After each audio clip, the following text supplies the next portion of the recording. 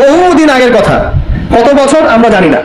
একজন প্রতাপশালী বাদশা ছিল, এখনকার বিশ্ব নেতাদের মতোই পরাশক্তি, ওই যে আসহাবুল কাহফের মতো, বা ওই নমরুদের মতো, বা ওই যে ফেরাউন তার মতো একজন প্রতাপশালী বাদশা ছিল। তার অধীনে একজন বড় জাদুকর ছিল। কি ছিল? আচ্ছা, মজা আছে, ভালো করে বোঝেন। একটা বড় জাদুকর ছিল। এখনো কিন্তু বহু কান্ট্রি এই জাদুবিদ্যার চর্চা করে, আপনারা জানেন না। ভিতরে ভিতরে জাদুবিদ্যার চর্চা এখনো চলছে। আর এই জাদু সত্য, জাদু সত্য, চোখের বদনগরও সত্য। সায়েন্স বিশ্বাস করুক না করুক, এগুলো সত্য, কারণ কোরআন বলেছে সত্য, ব্যাস সত্য। এই জাদুকরের যখন বয়সটা বুড়ো হয়ে গেল, তখন সে যে আমার তো বয়স শেষ, আমার এই বিশাল জ্ঞানগুলো কি করব? আমাকে একজন বালক এনে দিন, যেই বালককে আমি এসব জাদুবিদ্যা শিখিয়ে দিব। এরকম ছোট বাচ্চাদের মধ্যে একজন, এরকম একটা ফুটফুটে সুন্দর বাচ্চাকে খুঁজে বের করা হলো, যে বাচ্চাটা বিচক্ষণ। একে নিয়ে আসা হলো জাদুকরের কাছে। এবার জাদুকর তাকে জ্ঞান শিখায়, জাদু শিখায়, জাদু শিখাতে শিখাতে শিখাতে শিখাতে সে একটু পরিণত হচ্ছে, মানে কৈশোরে পদার্পণ করল। এখন সে যখন জাদু শিখতে আসে, আসার পথে রাস্তায় দেখে একজন পাদ্রী আছে। পাদ্রী মানে কি? পাদ্রী মানে দরবেশ, মানে যে আল্লাহ বিশ্বাস করে, হয়তো আগেকার আসমানি কিতাবে সে বিশ্বাস করতো। এমন একজন পাদ্রীর সন্ধান সে পায়। সেই পাদ্রীর কাছে গিয়ে বসে। সেই পাদ্রী তাকে আসমানি কিতাবের যে মর্ম, যে বাণী, এগুলো শোনায়। তার কাছে খুব ভালো লাগে যে মাশাআল্লাহ, এটা ইমানের স্বাদ। যখন কোরআন শুনি আমাদের ভালো লাগে না, আসমানি কিতাব যখন শুনে তার কাছে ভালো লাগে। সে বলে যে আমি শিখতে চাই। তখন এই পাদ্রী তাকে বলে, তুমি তো জাদু শিখতে যাও এই বাদশাহ দরবেশের, বাদশাহ জাদুকরের কাছে, যদি ওরা জানতে পারে তাহলে তো সমস্যা। তার উপায় কি? যখন তুমি ওখানে যাবে, যখন দেরি হয়ে যাবে, তখন বলবে বাসার থেকে বের হতে দেরি হয়েছে, বাসা থেকে বের হতে দেরি হয়েছে। আর আমার এখানে বসে যখন বাসায় যাবে, তখন বাসায় গিয়ে বলবে যে ওখান থেকে ওই যে জাদুকরের কাছ থেকে আসতে দেরি হয়েছে। মানে কৌশল অবলম্বন করতে তিনি শিক্ষা দিলেন। এখানে আমাদের নসিহত আছে, সবসময় তো আর মানে একই রকম করে চললে হবে না, কৌশলের প্রয়োজন আছে না? হিকমা দরকার আছে না? সত্য থেকে সরে গিয়ে নয়, কিন্তু কৌশল তো করার দরকার আছে। তারপর সামনে যান। এবার এই বাচ্চা খুব সুন্দর করে ব্যালেন্স করলো, একবার এখানে যায়, একবার ওখানে যায়। এই করতে করতে ওই যে জাদুঘরের ইন্তেকাল হয়ে গেল, মারা গেল জাদুঘর। এবার এই বাচ্চার কাছে মাশাআল্লাহ অনেক এলেম কালাম আছে। এদিকে সে পাদ্রীর জ্ঞানে দীক্ষিত হচ্ছে। দীক্ষিত হতে হতে তার মধ্যে আল্লাহ পাকের প্রতি একটা পরিপূর্ণ ঈমান চলে আসে। সে মুসলিম হয়ে গেল, আলহামদুলিল্লাহ। মুসলিম হওয়ার পরে একদিন সে যখন বাচ্চার কাছে যাচ্ছে, রাস্তায় একটা বিশাল জন্তু দেখা যাচ্ছে। বিশাল জন্তু, কিরকম জন্তু আমরা জানি না। ঠিক আছে, দাববাতুল আরদ সামনে বের হবে। আমাদের 10টা নিদর্শন আছে বড় বড়, তার মধ্যে একটা হচ্ছে দাববাতুল আরদ, জমিন থেকে পুরো একটা প্রাণী বের হবে। আর এখন মানুষ এগুলো বিশ্বাস করবে না, আমি জানি। 2 দিন পর নাসা যখন বলবে তখন বিশ্বাস করবে। কথা কি বুঝতে পারছেন? তবে প্রাণী এই পৃথিবীর নিচে আছে। রাসূল সাল্লাল্লাহু আলাইহি ওয়াসাল্লাম বলেছেন 10টা আলামত না আসা পর্যন্ত কিয়ামত হবেই।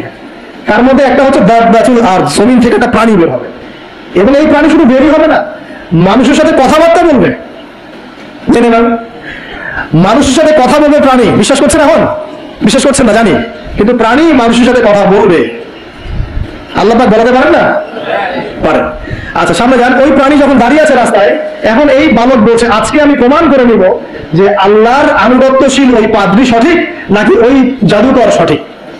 এবার সে একটা ইট হাতে নিল, পাথর হাতে নিয়ে সে বলছে, আল্লাহ তোমার কাছে যদি ওই জাদুকরের কাজের চাইতে এই পাদ্রীর কাজ বেশি পছন্দনীয় হয়, এই ইটের আঘাতে এই জন্তুকে তুমি মেরে ফেলো আল্লাহ। এই বলে সে বিসমিল্লাহ বলে পাথর নিক্ষেপ করলো। নিক্ষেপ করার সাথে সাথেই জন্তু ডেড। তখন তার আইনাল ইয়াকিন, হাকুল ইয়াকিন হয়ে গেল যে হ্যাঁ, আল্লাহর কাছে এই পাদ্রীর আমলই সবচেয়ে বেশি পছন্দনীয়। তার আর মনে কোনো সংশয় থাকলো না। কিশোর বয়স না, কতটুকুই বা বোঝে, বুঝে নাই?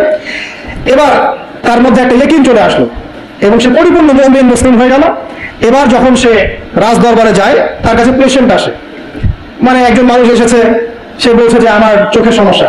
সে চোখে হাত দেয়, হাত দিয়ে বলে যে আপনি আল্লাহর প্রতি ঈমান নিয়ে আসেন, আমি আল্লাহর কাছে দোয়া করবো, চোখ ভালো হয়ে যাবে। এভাবে পেশেন্ট আসে, সে বলে আল্লাহর প্রতি ঈমান নিয়ে আসেন, আমি দোয়া করবো, ভালো হয়ে যাবে।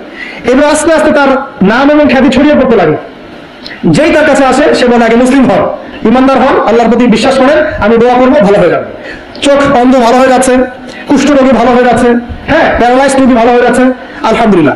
নবী ঈসা আলাইহিস সালাম এমনটা করেছিলেন না? আল্লাহ পাক চাইলে করতে পারে।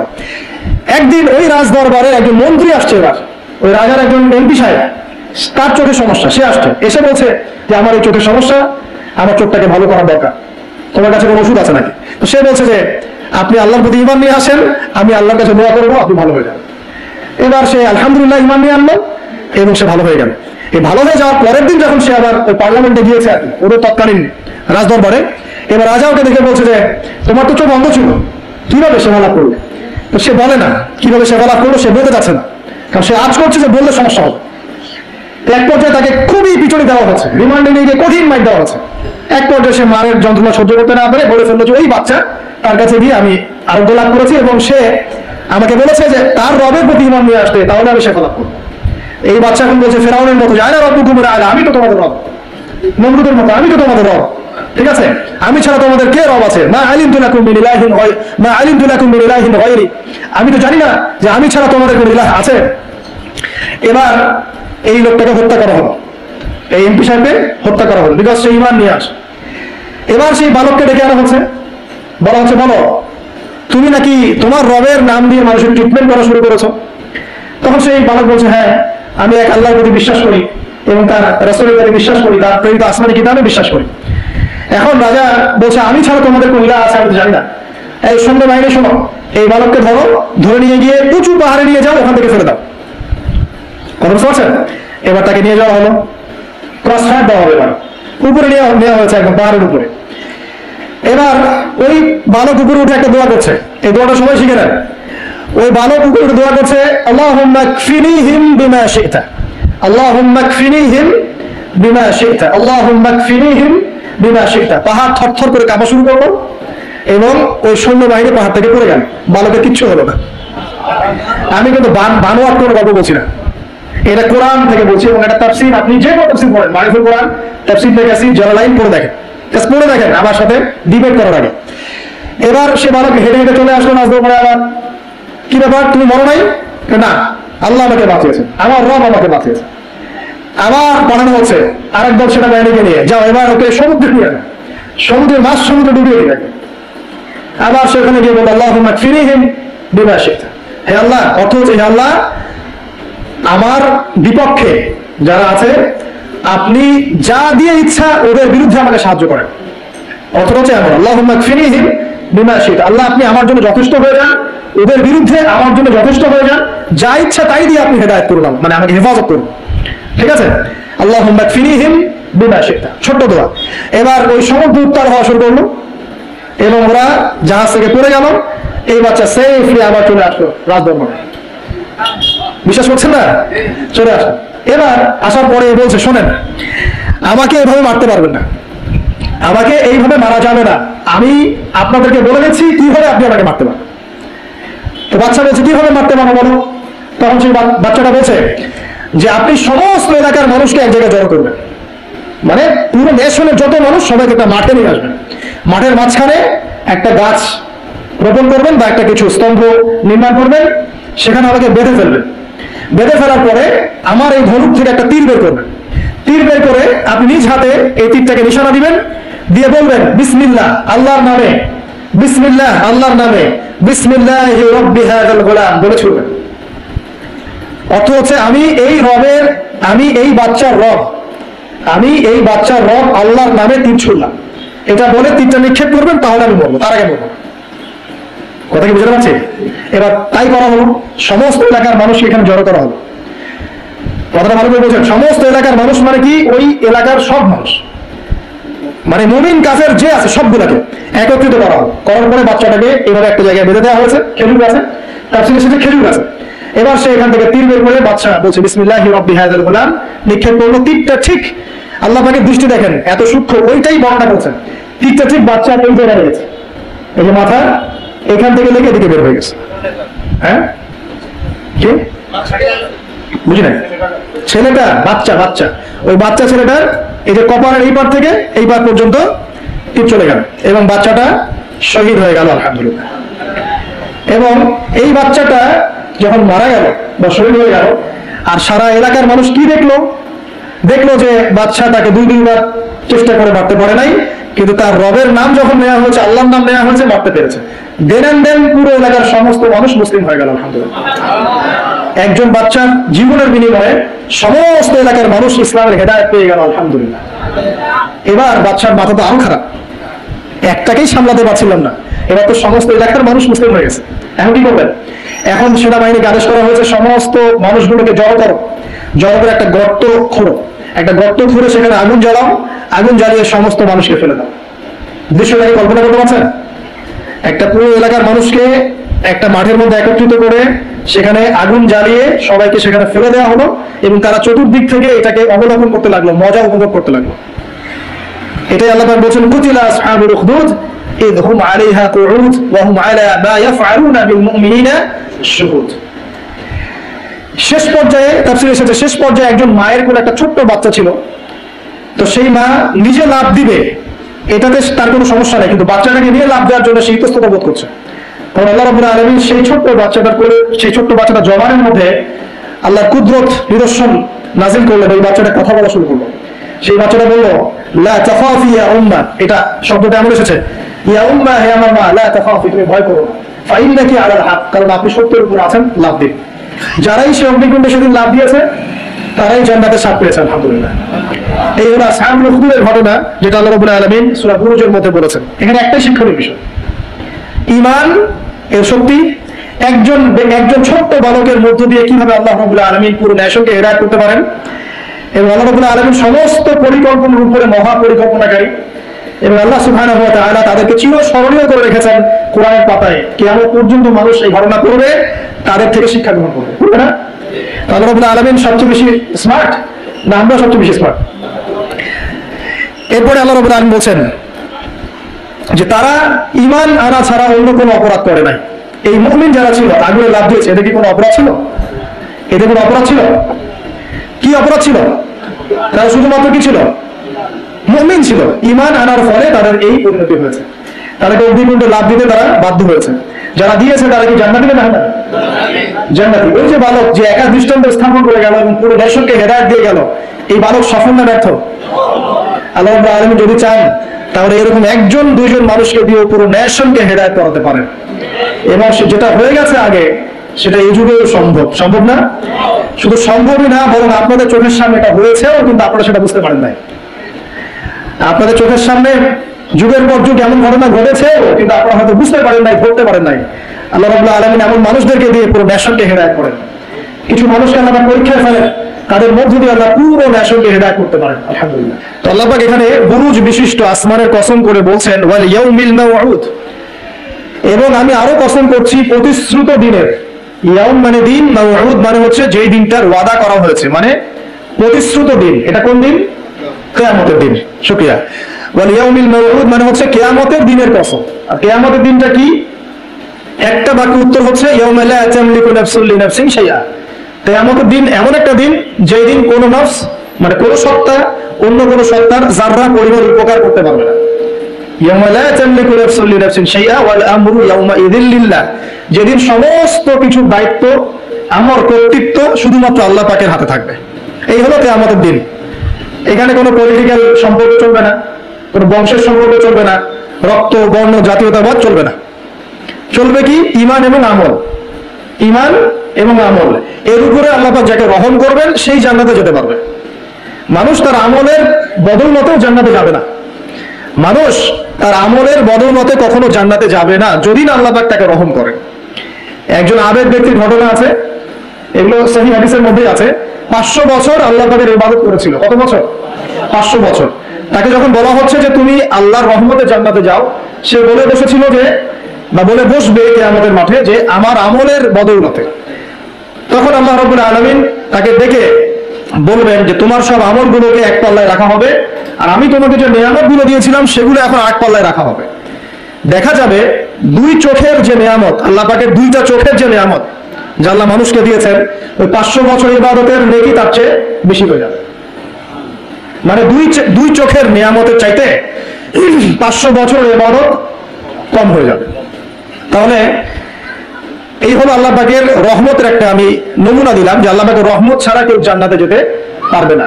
ওয়াল ইয়াউমিল মাউউদ মানে কিয়ামতের দিন, সেই দিন যেদিন কোন নফসের উপকার করতে পারবে না, পৃথিবীর কোন সম্পর্ক সেখানে টিকবে না। সূরা আবাসার মধ্যে আল্লাহ পাক বলছেন, ইয়াউমা ইয়াফিরুল মারউ মিন আখি, যেদিন ভাই ভাই থেকে পালিয়ে যাবে, ওয়া উম্মিহি ওয়া আবি, মানুষ তার বাবা এবং মা থেকে পালিয়ে যাবে, ওয়া সাহিবাতিহি ওয়া বানি, তার স্ত্রী, পুত্র, সন্তান, এগুলো থেকে মানুষ পালিয়ে যাবে। লিকুল্লি ইমরিইন মিনহুম ইয়াউমাইযিন শা'নুন ইউগনি, সেদিন প্রত্যেক মানুষ নিজের নফসের কথা নিয়েই ব্যস্ত থাকবে, সবাই বলবে ইয়া নফসি ইয়া নফসি। তবে শুধু একজন ব্যক্তি আছেন এই পুরো মহাবিশ্বে যিনি বলবেন ইয়া উম্মতি ইয়া উম্মতি। তিনি কে? আমাদের প্রিয় নবী মুহাম্মদ রাসূলুল্লাহ সাল্লাল্লাহু আলাইহি ওয়াসাল্লাম, এই একমাত্র মানুষ যিনি আল্লাহ পাকের সামনে কিয়ামতের মাঠে বলবেন ইয়া উম্মতি ইয়া উম্মতি, হায় আমার, হে আল্লাহ আমার উম্মত, হে আল্লাহ আমার উম্মত। আজকে সেই নবীর আদর্শ আমরা ভুলে গেছি, সেই নবীর সুন্নত পালন করতে গেলে লজ্জা লাগে।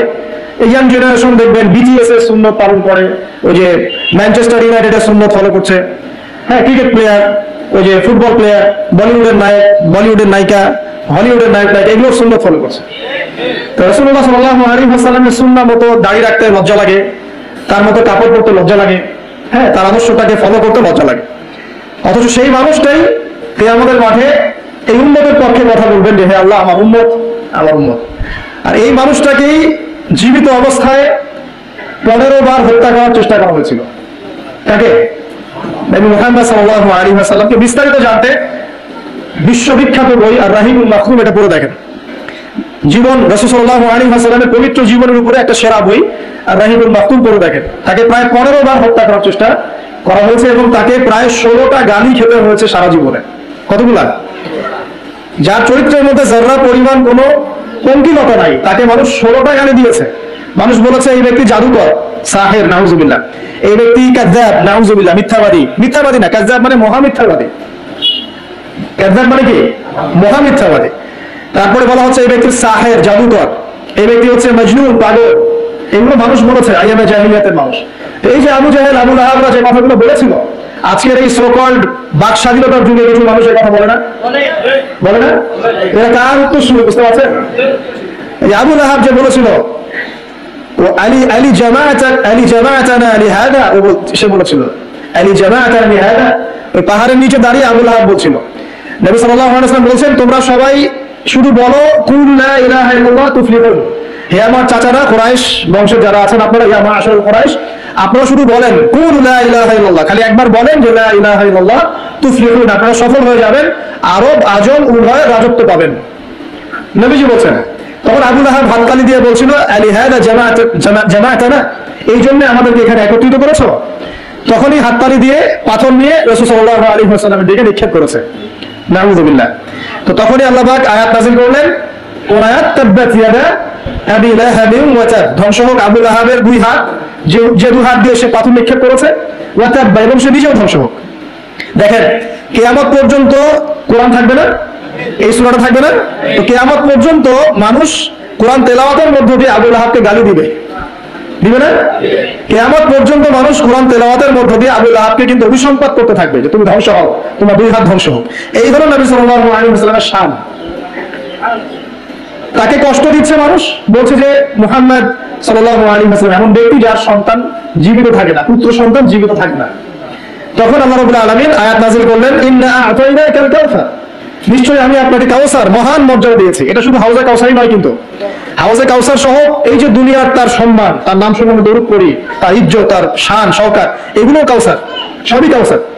তো নিশ্চয় আমি আপনাকে কাউসার দিয়ে দিয়েছি। ফাসাল্লি লিরাব্বিকা ওয়ানহার, আপনি মন খারাপ করেন না, আপনি আপনার রবের জন্য সালাত আদায় করেন, তার পথে স্যাক্রিফাইস করেন। কুরবানি মানে শুধু কিন্তু পশু কুরবানি নয়, এখানে তার পথে আত্মত্যাগ করা, যেটা রাসূল সাল্লাল্লাহু আলাইহি ওয়াসাল্লাম সারা জীবন করে গেছেন।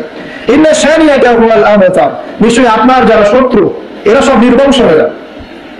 তো ওই যে আবু জাহেলের সুন্নত গুলো কিন্তু এখনো চালু আছে। দেখবেন সুযোগ পেলেই মানুষ রাসূলুল্লাহ সাল্লাল্লাহু আলাইহি ওয়াসাল্লামের পবিত্র চরিত্র নিয়ে কথা বলে। তো যারা অজ্ঞ তাদের ব্যাপারে আমাদের আফসোস অতটা নয় যতটা আমাদের এই মুসলিম যুবকদেরকে নিয়ে আমাদের আফসোস। এই মুসলিম পরিবারে জন্মগ্রহণ করার পরেও আজ পর্যন্ত কেউ রাসূলের জীবনী করে দেখলো না, আজ পর্যন্ত রাসূলের সুন্নাত ফলো করার সুযোগ হলো না, তৌফিক হলো না। 5 ওয়াক্ত নামাজটুকু পড়তে পারছেন না, দাড়িটা ছাড়তে পারছেন না, টাকলুর উপরে কাপড় উঠাতে পারছেন না, হারাম রিজিক ছাড়তে পারছেন না, মাদক ছাড়তে পারছেন না, জিনা পণ ছাড়তে পারছেন না। অথচ আপনি রাসূলুল্লাহ সাল্লাল্লাহু আলাইহি ওয়াসাল্লামের উম্মত। আপনার জন্যই আমার জন্যই নবী সাল্লাল্লাহু আলাইহি ওয়াসাল্লাম কালকে আমাদের মাঠে সুপারিশ করবে ইনশাআল্লাহ তাআলা। তো সুপারিশ পেতে হলে তো যোগ্য হতে হবে নাকি? একটা সুপারিশ পেতে হলে তো যোগ্য হতে হবে। যোগ্যতা কি? এক বাক্যে উত্তর হচ্ছে আপনার 24 ঘন্টাকে আপনি নবী সাল্লাল্লাহু আলাইহি ওয়াসাল্লামের সুন্নাতে ঢেলে সাজাবেন। একদম উঠবেন, বসবেন, খাবেন, চলবেন, ফিরবেন, কথা বলবেন, নামাজ পড়বেন, যত কাজ আছে সব হবে কার তরিকায়? রাসূল সাল্লাল্লাহু আলাইহি ওয়াসাল্লামের তরিকায়। যদি এটা শিখতে না পারেন, ওই যে আল্লাহর রাস্তায় সময় দিচ্ছে ভাইরা, 3 দিন 7 দিন 40 দিন চলে যান দেখবেন 40 দিনের মধ্যে আপনাকে সুন্নত শিক্ষা বাসায় পাঠিয়ে দিবে ইনশাআল্লাহ। এমন কোন জামাত নাই যেটা 100% পরিশুদ্ধ আছে। তো ওই বিতর্কিত বিষয়গুলো ছাড়েন, বিতর্কিত বিষয়গুলো আপাতত ছেড়ে দেন।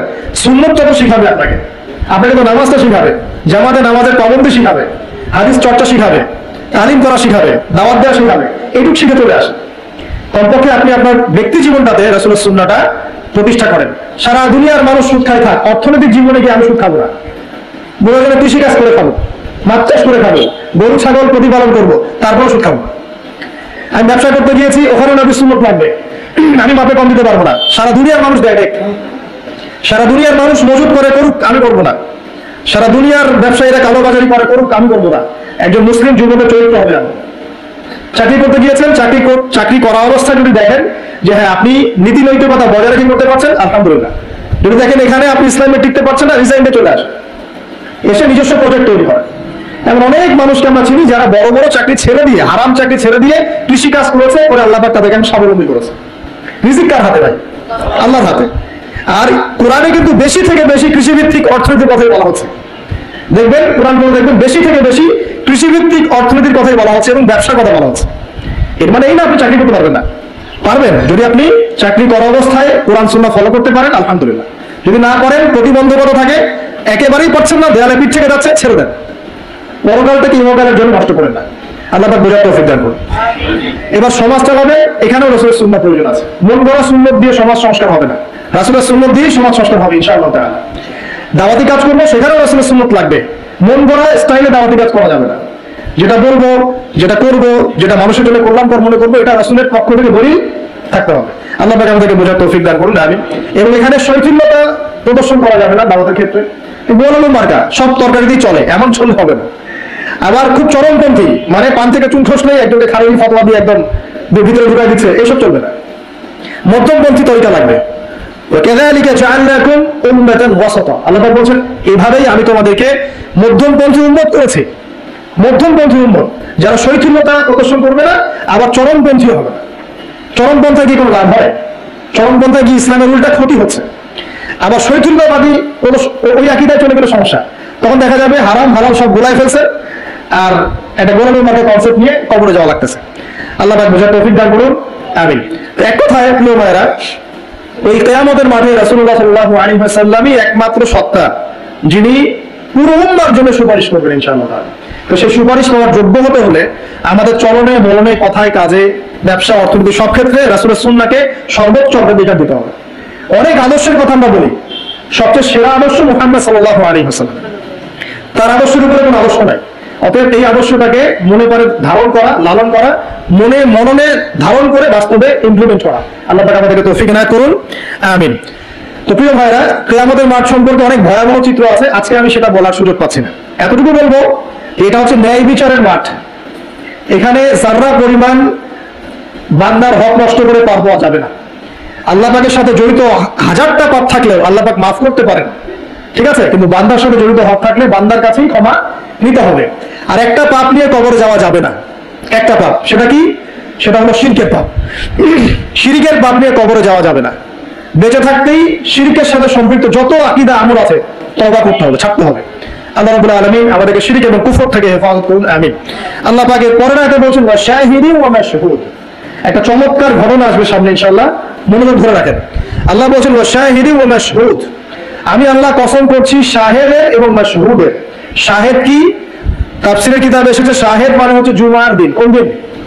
জুমার দিন। এই যে দেখেন, জুমার দিনে মুসলিমদের একটা কাজ কমন, সেটা হলো গোশতের দোকানে দাঁড়িয়ে গরুর গোশত কেনা। সকাল সকাল দেখবেন জুমার দিনে হাজির কসাইয়ের দোকানে, আজকে জুমার দিন গরু খাইতেই হবে, নাকি ভাই? কথাটা কি ঠিক না ঠিক?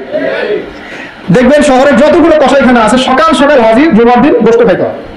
অথচ জুমার দিনটা এত ইম্পর্টেন্ট, এই দিনে দোয়া কবুল হয়। যে কোনো দোয়া আল্লাহর কাছে যাবেন, কবুল হবে। এই দিনে সূরা কাহাফ পড়তে হয়। এই দিনে তাড়াতাড়ি মসজিদে আসতে হয়, গোসল করে সুগন্ধি মেখে সুন্দর কাপড় পরে ইমামের কাছাকাছি এসে বসতে হয়। তাহলে প্রত্যেক কদমে 1 বছরের রোজা, 1 বছরের তাহাজ্জুদ নেকি হয়। জুমার দিন খুবই ইম্পর্টেন্ট। দেখবেন জুমার দিনে কি করে? গরুর গোশত খাবে, খাওয়াই লাগবে। মুরগি খাওয়া তো যাবেই না, সবজি খাওয়া যাবেই না, ঠিক আছে। তারপরে স্ত্রী সন্তান বউ বাচ্চাকে নিয়ে সকাল সকাল বেরোয় চলে গেলাম, সারা বিকেল ঘুরতেছি, রাত্রে ঘুরতেছি, সন্ধ্যায় ঘুরতেছি, মানে ওই দিনটা দেখবেন গান বাজনা, পার্টি, এই বিয়ের অনুষ্ঠান, এই জন্মদিন, এই ওরিয়েন্টেশন, এই অমুক তমুক সব জুমার দিনে। অথচ জুমার দিনটাকে আল্লাহ পাক দিয়েছেন ওয়া শাহিদ, সাক্ষ্যদাতা, মানে জুমার দিন আপনাকে সাক্ষী দিবে আপনি এই দিন কি করেছেন। জুমার দিনের কাজগুলো পড়ে নেবেন বই থেকে, আল্লাহ পাক তৌফিক দান করুন, আমিন। ওয়া মাশহুদ, এবং মাশহুদের কসম করছি। মাশহুদ কি? মাশহুদ মানে আরাফার দিন। কোন দিন? আরাফাত। এটা কোন দিন? যুব সমাজকে জিজ্ঞাসা করেন, বলতে পারবে না আরাফাত দিন কোন দিন। এখনকার তরুণ প্রজন্ম দেখেন আরাফাত দিন কোন দিন বলতে পারবে না। জিজ্ঞাসা করেন পর্যায় সারণীতে ওই যে মৌলের নাম, হাইড্রোজেন থেকে একদম শেষ পর্যন্ত সব বলে দিবে, পারমাণবিক ভর, পারমাণবিক সংখ্যা সব বলে দিবে। ফিজিক্সের প্রশ্নগুলো জিজ্ঞাসা করেন সব বলে দিবে। হায়ার ম্যাথ আছে, হায়ার ম্যাথের প্রশ্ন বলে দিবে। বায়োলজির যে কঠিন কঠিন বৈজ্ঞানিক নামগুলো আছে না, ব্যাঙের বৈজ্ঞানিক নাম, অমুকের তমুকের, মানুষ সব বলে দিবে। বলেন মাশহুদ কাকে বলে? শাহিদিন ওয়া মাশহুদ, আয়াতটা শুনছো কখনো? বলে শুনলে। এই হলো অবস্থা, শিক্ষা সিস্টেমের এই হলো অবস্থা। কেউ কি বলেছে যে ডাক্তার হওয়া যাবে না, ইঞ্জিনিয়ার হওয়া যাবে না, বা জেনারেল লাইনে পড়া যাবে না, এমনটা কি বলেছে? কিন্তু কোরআন সুন্নাহর জ্ঞানকে বিসর্জন দিয়ে, ওই জ্ঞান থেকে বিসর্জন দিয়ে তোমাকে ডাক্তার হতে হবে? আমার তো মাঝে মাঝে মনে হয় যে এইসব সেকশনে এই সায়েন্টিফিক পড়াশোনার পাশাপাশি মানবিক কিছু পড়াশোনা দেওয়া দরকার।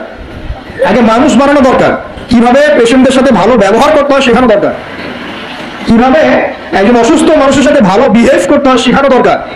খালি কিভাবে ইঞ্জেকশন পুশ করতে হয় আর কিভাবে ওষুধ দিতে হয় এটুকু শেখানো যথেষ্ট না। একটা বিহেভিয়ার, মানবতা শেখানো দরকার। একটা ইঞ্জিনিয়ারকে শিখান যে চুরি করা হারাম, তাকে শিখান আগে, মানে বড় হয়ে অনেক বড় ইঞ্জিনিয়ার হতে পারে কিন্তু দেখবেন ভিতরে চুরি করছে। তো একটা মানবিক শিক্ষার দরকার আছে, হিউম্যান বিহেভিয়ার শেখানো দরকার। তো এই শিক্ষাগুলো কে দিবে? কোরআন দিবে, হাদিস দিবে, রাসূলের সুন্নাহ দিবে, তখন গিয়ে তো সে পরিপূর্ণ মানুষ হবে। আর যাদের মধ্যে এই দুইটা শিক্ষা একত্রিত হবে দেখবেন তারা সোনার মানুষ হবে ইনশাআল্লাহ।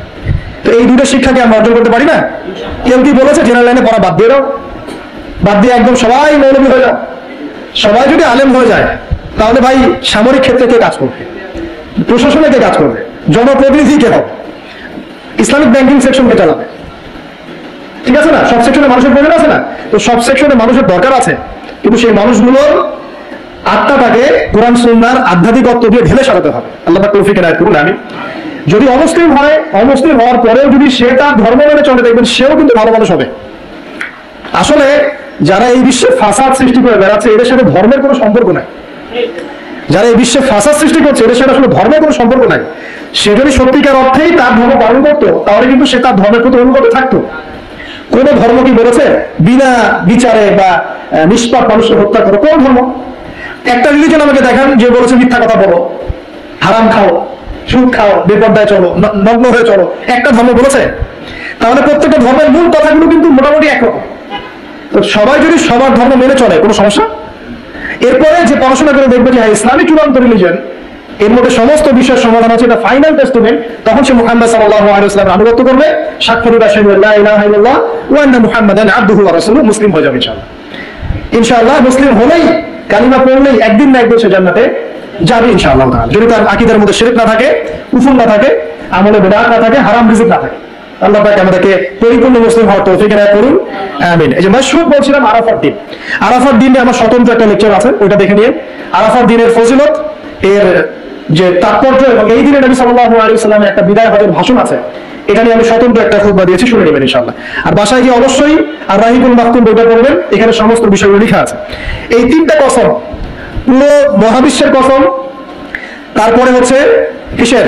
কিয়ামত দিবসের কসম, আর এই যে জুমা এবং আরাফাত দিবসের কসম। কসমগুলো কি বড় বড় না, না ছোট ছোট? বিশাল বিশাল কসম, মানে বিশাল বিশাল কসম নিয়ে আল্লাহ রাব্বুল আলামিন এখন একটা বড় ঘটনা বলতে যাচ্ছেন। সিকোয়েন্সটা দেখেন, বড় বড় কিছু কসম আল্লাহ করলেন, মহাবিশ্বের কসম, বিশাল বিশাল নক্ষত্রের কসম, ঠিক আছে? জুমার দিন বড় দিন, আরাফার দিন বিশাল দিন, এবং কিয়ামতের দিন একটা ভয়াবহ বিশাল দিন। এই সমস্ত বিশাল বিশাল বিষয়গুলো কসম করে আল্লাহ পাক বলছেন কুতিলা আসহাবুল উখদুদ। কি কথা? কুতিলা আসহাবুল উখদুদ, আসহাবুল উখদুদ ধ্বংস হয়েছে। কে আসহাবুল উখদুদ? সামনে যাই, মজার একটা ঘটনা আসবে। আন-নারি যাতিল ওয়াকুদ, যখন আগুন দাউ দাউ করে জ্বলছিল, আসহাবুল উখদুদ ধ্বংস হয়ে গেছে যখন আগুন দাউ দাউ করে জ্বলছিল। ইযহুম আলাইহা কুউদ, এবং আসহাবুল উখদুদের লোকরা এই আগুনের কুণ্ডলের চারপাশে বসেছিল। মনে করেন এখানে বিশাল একটা আগুন জ্বালিয়ে রাখা হয়েছে, এখানে দাউ দাউ করে আগুন জ্বলছে, আর কিছু মানুষ তার চারপাশে বড় বড় কুরসিতে চেয়ারে হেলান দিয়ে বসে মজা উপভোগ করছে। এই হলো আসহাবুল উখদুদ। এদেরকে আল্লাহ পাক বলছেন এরা ধ্বংস হোক। কুতিলা আসহাবুল উখদুদ ওয়া হুম আলা মা ইয়াফআলুনা বিল মুমিনিনা শুহুদ। তারা বসে বসে কি করছিল? তারা বসে বসে দেখছিল যে মুমিন মুসলিমদের সাথে কি নির্যাতন করা হচ্ছে। মুমিন মুসলিমদের সাথে ওই আগুনের মধ্যে যা নির্যাতন করা হচ্ছিল, ওরা চারপাশে বসে বসে এটা অবলোকন করছিল, হাসছিল, মজা নিচ্ছিল। এই আসহাবুল উখদুদরা ধ্বংস হোক। ওয়ামা নাকামু মিনহুম ইল্লা আন ইউমিনু বিল্লাহিল আজিজিল হামিদ। আল্লাহ পাক বলেন ওই মুমিনদের কোনো দোষ ছিল না যে মুমিনদেরকে ওই অগ্নিকুণ্ডে পুড়িয়ে মারা হচ্ছিল এবং চারপাশে কিছু মানুষ জড়ো হয়ে দেখছিল, মজা নিচ্ছিল। আসহাবুল উখদুদ ওই মুমিনদের কোনো দোষ ছিল না, শুধু একটা অপরাধ তাদের দৃষ্টিতে। কি সেটা? যে এই মুমিনরা এক আল্লাহর প্রতি ঈমান এনেছিল। এই মুমিন হওয়া ছাড়া তাদের কোনো দোষ ছিল না। কথা বুঝতে পারছেন? এবার চলে আসেন এখানে কিভাবে আসলাম। বহুদিন আগের কথা, কত বছর আমরা জানি না। একজন প্রতাপশালী বাদশা ছিল, এখনকার বিশ্ব নেতাদের মতোই পরাশক্তি। ওই যে আসহাবুল কাহফের মতো, বা ওই নমরুদের মতো, বা ওই যে ফেরাউন তার মতো একজন প্রতাপশালী বাদশা ছিল। তার অধীনে একজন বড় জাদুকর ছিল। কি ছিল? আচ্ছা, মজা আছে, ভালো করে বোঝান। একটা বড় জাদুকর ছিল। এখনো কিন্তু বহু কান্ট্রি এই জাদুবিদ্যার চর্চা করে, আপনারা জানেন না। ভিতরে ভিতরে জাদুবিদ্যার চর্চা এখনো চলছে। আর এই জাদু সত্য, জাদু সত্য, চোখের বদনজরও সত্য। সায়েন্স বিশ্বাস করুক না করুক, এগুলো সত্য। কারণ কোরআন বলেছে সত্য, দাস সত্য। জিন সত্য নাকি মিথ্যা? ফেরেশতা সত্য না মিথ্যা? কবরের আযাব সত্য না মিথ্যা? এগুলো তো চোখে দেখা যায় না, বিশ্বাস করলেন কিভাবে?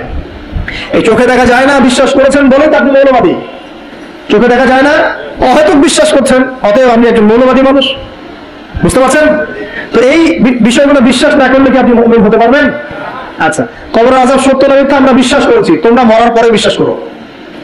আমরা মরার আগেই বিশ্বাস করেছি, তোমরা মরার পরে বিশ্বাস করো। তারপর তোমরা পাক্কা মৌলবাদী হয়ে যাবে। তো মরার পরে যখন কঠিন কবরের আযাব শুরু হবে, দেখবা যে আইনাল ইয়াকিন। ইয়াকিন কয়েক প্রকার হয়। একটা হচ্ছে আপনার আইনাল ইয়াকিন, হাক্কুল ইয়াকিন, এরকম কথা আছে কোরআনে। মানে আইনাল ইয়াকিন মানে চোখে দেখলাম এবার বিশ্বাস করলাম।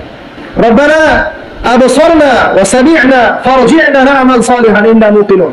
আসলে সূরা আলিফ লাম মিম সিজদা হাফেজে কোরআন যারা আছেন, আল্লাহর সামনে জাহান্নামীরা বলবে রব্বানা, হে আমাদের রব, আবসারনা, এই যে দেখলাম, তোমার আযাব দেখেছি আমরা, এখন পরকালের কথা।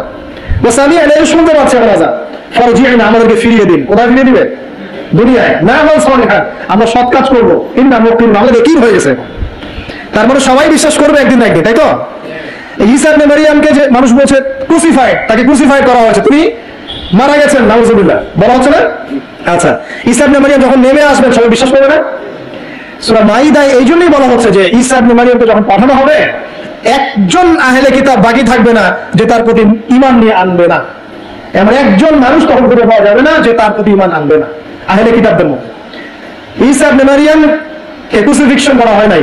ঈসা ইবনে মারইয়ামকে আল্লাহ রাব্বুল আলামিন তার কাছে উঠিয়ে নিয়েছেন। আর যে আল্লাহ পুরো মহাবিশ্ব চালাতে পারেন, সে একজন মানুষকে উঠাতেই পারেন। এটার এমন কি বিষয় যে আল্লাহ রাব্বুল আলামিন আপনার দেহের মধ্যে রূহ রেখে দিয়েছেন, তার হুকুমে বের হয়ে চলে যাবে। সে আল্লাহ রাব্বুল আলামিন রাসূল সাল্লাল্লাহু আলাইহি ওয়াসাল্লামকে মিরাজে উঠিয়ে নিতে পারেন। সিম্পল। শেষ করি, সূরাটার সামনে যাই। আল্লাহ রাব্বুল আলামিন এরপর যেটা বলেছেন যে ইন্নাল লাযিনা, ওদের পরিণতি কি হবে যারা এই কাজটা করলো? ইন্নাল লাযিনা ফাতানুল মুমিনিনা ওয়াল মুমিনাত সুম্মা লাম ইয়াতুবু ফালাহুম আযাবু জাহান্নাম। যারা মুমিনদের সাথে এমন নির্যাতন করলো, কি করলো? আগুনে পুড়িয়ে জীবন্ত মেরে ফেললো। যারা মুমিনদের সাথে এমন দৃষ্টান্ত স্থাপন করলো, নির্যাতন করলো, ফিতনায় ফেললো এবং তওবা করে ফিরেও আসলো না, আল্লাহ পাক বলছেন নিশ্চয়ই তাদের জন্য যন্ত্রণাদায়ক শাস্তি আছে জাহান্নামে। ওয়া লাহুম আযাবুল হারিক, এবং তাদের জন্য মর্মান্তিক শাস্তি অপেক্ষা করছে। তাদের জন্য যারা মুমিনদেরকে ফিতনায় ফেলেছে, কষ্ট দিয়েছে, নির্যাতন করেছে, নিপীড়ন করেছে। তারপর আল্লাহ পাক বলেন ইন্নাল্লাযীনা আমানু ওয়া আমিলুস সালিহাতি লাহুম জান্নাতুন তাজরি মিন তাহতিহা আল-আনহার। আর যারা এই পরীক্ষায় উত্তীর্ণ হয়ে গেল, যাদেরকে আসহাবুল উখদুদরা ফেলে দিল গর্তে, যারা আগুনে লাফ দিল, অগ্নি পরীক্ষা দিল, আল্লাহ পাক বলেন এরা সফল হয়েছে, এরা জান্নাতে যাবে, যার তলদেশ দিয়ে নহর সমূহ প্রবাহিত হচ্ছে। আলহামদুলিল্লাহ। ওয়া যালিকাল ফাওজুল কাবীর। আর এটা হচ্ছে সবচেয়ে বড় সাফল্য। এটাই হচ্ছে সাফল্যের চূড়ান্ত সংজ্ঞা। দুনিয়াতে আপনি কতটুকু খাচ্ছেন, পড়ছেন, কতটুকু ব্যবসা বাণিজ্য করছেন, কতটুকু স্ট্যাটাসের মালিক, এটা বড় কথা নয়। আপনি দিন শেষে জান্নাতে যেতে পারবো কিনা, এটাই বড় কথা। যদি জান্নাতে যেতে পারি ইনশাআল্লাহ তাআলা আমরা সফল। যদি জান্নাতে যেতে ব্যর্থ হই, আল্লাহ না করুক, তাহলে আমাদের চেয়ে ব্যর্থ এই মহাবিশ্বের কোনো সৃষ্টি নাই। আল্লাহ পাক বোঝার তৌফিক এনায়েত করুন, আমিন। আল্লাহ পাক এরপরে বলছেন ইন্না বাতশা রাব্বিকা লাশাদীদ। জেনে রাখো, যারা আল্লাহর বিরোধিতা করবে, তার নবী, তার আসমানি কিতাব এবং দ্বীনের বিরোধিতা করবে, তাদের জন্য আল্লাহর শাস্তি আছে। এই শাস্তিটা প্রচন্ড কঠিন। ইন্না বাতশা রাব্বিকা লাশাদীদ, আল্লাহ পাকের শাস্তি প্রচন্ড কঠিন। আমরা একটা কনসেপ্ট লালন করি মাথায়, আল্লাহ পাক গফুর রহিম, রহমানুর রহিম, ঠিক আছে তাই না? একই সাথে আল্লাহ পাক কিন্তু শাদীদুল ইকাব বটে। আল্লাহ পাক একই সাথে কিন্তু কঠোর শাস্তি দাতাও বটে। আল্লাহ এটা বলছেন ইন্না বাতশা রাব্বিকা লাশাদীদ। আল্লাহ পাক ছাড় দিচ্ছেন আমাদেরকে, ছেড়ে দিবেন না কিন্তু। তোমরা যারা এখন নামাজ পড়ছো না, সাওম রাখছো না, হারাম কাজে লিপ্ত আছো, হারাম খাচ্ছ এবং জিনায়, পরনে, মাদকে লিপ্ত আছো, অহেতুক সময় নষ্ট করছো, দিনের কোনো ফিকির নাই, আল্লাহ পাক কিন্তু সবকিছু দেখছেন, আল্লাহ পাক কিন্তু সবকিছু শুনছেন, আল্লাহ রাব্বুল আলামিন সুযোগ দিচ্ছেন, সময় দিচ্ছেন, তাই বলে কিন্তু আল্লাহ পাক ছেড়ে দিবেন না কখনো। আল্লাহ রাব্বুল আলামিন কিন্তু পুঙ্খানুপুঙ্খ হিসাব নেবেন। এটাই বলছেন ইন্না বাতশা রাব্বিকা লাশাদীদ। আল্লাহ পাকের শাস্তি কিন্তু বড় কঠিন। আল্লাহ পাক আমাদের সবাইকে তার শাস্তি থেকে হেফাজত করুন, আমিন। একটা এক্সাম্পল দিচ্ছি খালি জাস্ট। আবু তালেব নাম শুনেছেন? কে ছিল? রাসূল সাল্লাল্লাহু আলাইহি ওয়াসাল্লামের চাচা। দীর্ঘদিন, বছরের পর বছর তিনি নবী সাল্লাল্লাহু আলাইহি ওয়াসাল্লামকে সাপোর্ট করেছেন। যদিও তিনি মুসলিম হননি, কিন্তু সাপোর্ট করেছেন, ফাইন্যান্সিয়াল সাপোর্ট, সোশ্যাল সাপোর্ট থেকে সাপোর্ট দিয়েছেন। কিন্তু শেষমেশ তিনি লা ইলাহা ইল্লাল্লাহ পড়তে পারেন নাই, মুমিন মুসলিম হননি। কিন্তু নবীকে এমন ভাবে সাপোর্ট দিয়েছেন যেটা আরবের কেউ দেখে থাকে। আর এই ব্যক্তি কি পাবে পরকালে? সাহাবীরা জিজ্ঞাসা করছেন আপনার চাচার কি হবে পরকালে? রাসূলুল্লাহ সাল্লাল্লাহু আলাইহি ওয়াসাল্লাম বলছেন আমার চাচা আমাকে অনেক অনেক খেদমত করেছে, উপকার করেছে দিনের জন্য, কিন্তু ঈমান নিয়ে আসে নাই। যদি সে ঈমান নিয়ে আসতো আমি তার প্রতি সুপারিশ করতাম। তিনি চাচাকে বলেছিলেন খালি একবার বলেন লা ইলাহা ইল্লাল্লাহ, আমি আপনার জন্য আল্লাহর কাছে সুপারিশ করবো। তিনি ঈমান নিয়ে আনেননি। এই কারণে জাহান্নামের সবচেয়ে নিম্নতর শাস্তি তাকে দেওয়া হবে। সেটা কি? তাকে আগুনের এক জোড়া জুতা পরিয়ে দেওয়া হবে। আগুনের এক জোড়া জুতা। এই আগুনের এক জোড়া জুতাতেই নাউযুবিল্লাহ তার মাথার যে মগজ, এই মগজটা টকবক করে ফুটতে থাকবে। ইন্না বাতশা রাব্বিকা লাশাদীদ কিভাবে বুঝাবো? এটা আবু তালেবের ব্যাপার। তাহলে যারা এখন প্রকাশ্যে ইসলামের এগেইনস্টে কথা বলছে, কাজ করছে, সুন্নতের খেলাফ কাজ করছে, আমরা নামাজ পড়ছি না, সুদ খাচ্ছি, ঘুষ খাচ্ছি, দুর্নীতি করছি, আমাদের কি হবে?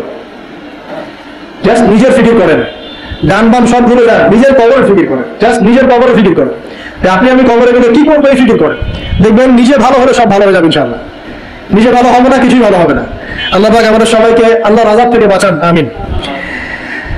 আল্লাহ পাক আযাবের কথা বলছেন, সাথে এটাও বলছেন ইন্নাহু হুয়া ইউবদিউ ওয়া ইউঈদ ওয়া হুয়াল গফুরুল ওয়াদুদ। আল্লাহ পাক কঠিন শাস্তি দাতা বটে, তবে আল্লাহ রাব্বুল আলামিন সবকিছু সৃষ্টি করেছেন, আবার তার দিকে সবকিছু ফিরে আসবে, এবং তিনি হচ্ছেন পরম প্রেমময় একজন সত্তা। কেউ যদি আল্লাহকে ভয় করে ইনস্ট্যান্ট তওবা করে ফিরে আসে, তার জীবনে যত গুনাহ থাক আল্লাহ পাক মাফ করে দিবেন। আপনি যদি সারা জীবন শিরক করে থাকেন, যেটা মহাপাপ, যুলমুন আযীম, এখনই যদি তওবা করে ফিরে আসেন, আপনার সমস্ত পাপ তো আল্লাহ পাক মাফ করে দিবেই, আপনার গুনাহগুলোকে দেখিয়ে দিয়ে পরিবর্তন করে দিবেন। আল্লাহ পাক প্রেমময়, ওয়াদুদ একজন সত্তা। আমরা আল্লাহ পাকের দয়া যদি চাই, আল্লাহ পাকের প্রেম ভালোবাসা চাই, তাহলে আল্লাহর মারিফত লাগবে না, আল্লাহকে চিনতে হবে না, আল্লাহর আনুগত্য লাগবে না, তার রাসূলের আনুগত্য লাগবে না, কোরআন সুন্নাহ ফলো করতে হবে না। এগুলো করার পর ইনশাআল্লাহ আমরা আল্লাহ পাকের রহমত পাবো ইনশাআল্লাহ, আমরা আশাবাদী। আল্লাহ পাক আমাদেরকে তার রহমত দিয়ে ঘিরে রাখুন, আমিন। ওয়া হুয়াল গফুরুল ওয়াদুদ যুল আরশিল মাজিদ। আল্লাহ পাক বলেছেন তিনি মহান আরশের অধিপতি। আরশ সম্পর্কে একদিন বলেছি আমি যে এই কুরসিটাই মহাবিশ্বকে ঘিরে রাখছে। আর এই কুরসিটা আরশের তুলনায় এমন যে একটা মরুভূমিতে একটা ঢাল ফেলে দেন, একটা মরুভূমির মধ্যে একটা থালাকে ফেলে দেন, অনুপাতটা যেমন হবে, আরশ আর কুরসির অনুপাতটা এমন। আরশটা এত বিশাল যেটা 8 জন ফেরেশতা ধরে রেখেছে, তার উপরে আল্লাহ রাব্বুল আলামিন আরশে আযীমে সমুন্নত। তো সে আল্লাহকে চিনতে শিখুন, আল্লাহর আনুগত্য করতে শিখুন। আল্লাহ পাক তৌফিক দান করুন। ফাআলু লিমা ইউরিদ, আল্লাহ পাক যা ইচ্ছা তাই করতে পারেন। হাল আতাকা হাদিসুল জুনুদ, হে নবী মুহাম্মদ সাল্লাল্লাহু আলাইহি ওয়াসাল্লাম, তোমার কাছে কি এই সেনাবাহিনীর খবর পৌঁছেছে? এটাকে ফেরাউন এবং সামুদের বিশাল পরাক্রমশালী এই ফোর্সের কথা তোমার কাছে কি পৌঁছেছে? এই আসহাবুল উখদুদের সেনাবাহিনীর কথাই বলেন, আর ওই যে ফেরাউন বা নমরুদ বা সামুদ আর জাতির কথাই বলেন, এরা সবাই কিন্তু আল্লাহর গজবে ধ্বংস হয়ে গিয়েছে। আল্লাহ রাব্বুল আলামিনের কাছে সবাই তুচ্ছ। আমরা আল্লাহ রাব্বুল আলামিনের ক্ষমতার কাছে তুচ্ছ। তাই এই নশ্বর দুনিয়ায় আল্লাহর অবাধ্যতা করে উদ্ধত অহংকারী হওয়ার কোনো মানে হয়? আল্লাহ পাক আমাদের সবাইকে বিনয়ী বানিয়ে দিন, আল্লাহর প্রতি আনুগত্যশীল বানিয়ে দিন। বালিল্লাযীনা কাফারু ফি তাকযীব, বরং যারা কুফরি করছে এরা তো মিথ্যা প্রতিপন্ন করছে। ওয়াল্লাহু মিন ওয়ারাইহিম মুহীত, আল্লাহ রাব্বুল আলামিন কুফারদেরকে চতুর্দিক থেকে ঘিরে রেখেছেন। বাল হুয়া কুরআনুন মাজিদ, আর এই যে কথাগুলো বলা হলো এগুলো অনেক গল্প নয়, বরং এটা হচ্ছে কুরআনুন মাজিদ ফি লাওহিন মাহফুজ, যেটা লাওহে মাহফুজ থেকে নাযিল হয়েছে। আল্লাহ রাব্বুল আলামিন আমাদের সবাইকে এই সূরাটা থেকে শিক্ষা নেওয়ার তৌফিক দান করুন। খুব সংক্ষেপে যদি সামারি করি তাহলে এই সূরার মধ্যে আল্লাহ রাব্বুল আলামিন বিশাল বিশাল বিষয়ের কসম করেছেন, এবং বিশাল বিষয়ের কসম করে আল্লাহ পাক বড় একটা ঘটনা বলেছেন, যে ঘটনার মধ্য দিয়ে একজন যুবককে দিয়ে আল্লাহ রাব্বুল আলামিন পুরো কওমকে হেদায়েত করছেন। একজনের জীবনের বিনিময়ে আল্লাহ পাক পুরো জাতিকে হেদায়েত করলেন। তো সেটা যদি আল্লাহ ওই যুগে করতে পারেন, এখনো করতে পারেন। এখানে আল্লাহর কাছে তারা সাফল্য মণ্ডিত হয়েছে যারা ঈমান এনেছিল, আর যারা ওদেরকে আযাব দিয়েছে, আগুনে পুড়িয়ে মেরেছে, এদেরকে আল্লাহ পাক জাহান্নামী ঘোষণা করেছেন। আল্লাহ পাক বলেছেন, আমি শুধু গফুর রহিমই নই, আমি বরং শাদীদুল ইকাব, কঠিন শাস্তিদাতাও বটে।